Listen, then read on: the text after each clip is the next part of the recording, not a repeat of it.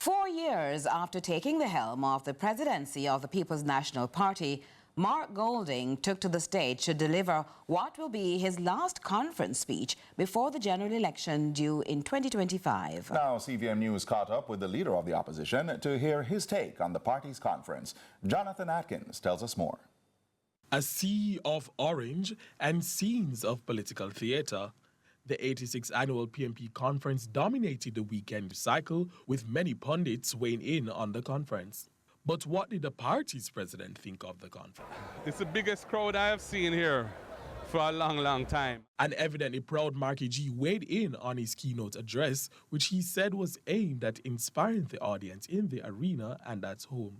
I was bringing a message of hope to the Jamaican people to assure them that the next PNP government will, in the traditions of our party, deal with the society as a whole, especially those who need the help of the state to uplift their own lives, focusing on those areas where we're falling short as a nation, those key developmental areas that are holding us back and which this government really isn't addressing or dealing with in any serious way.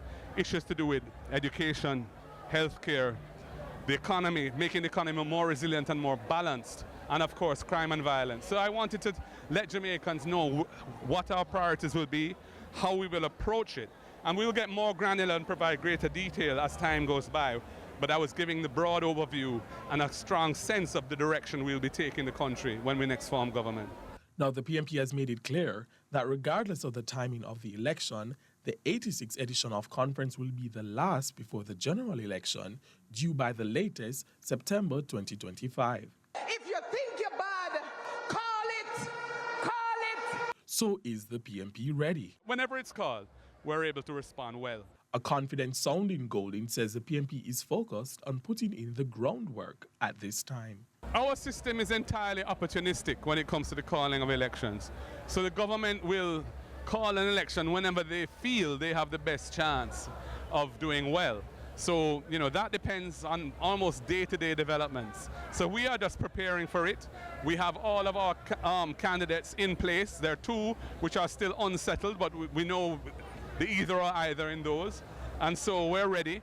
And we're now auditing our constituency organizations to see that their campaign committees are up and running, that they understand the tasks ahead and what they need to do. And that process of audit will continue. It worked well for us in the local government elections, and we're just going to continue to build our organizations. This is Golding's fourth conference since being elected to the top job after defeating South East St. Anne Member of Parliament Lisa Hanna. Jonathan Atkins reporting for CVM News.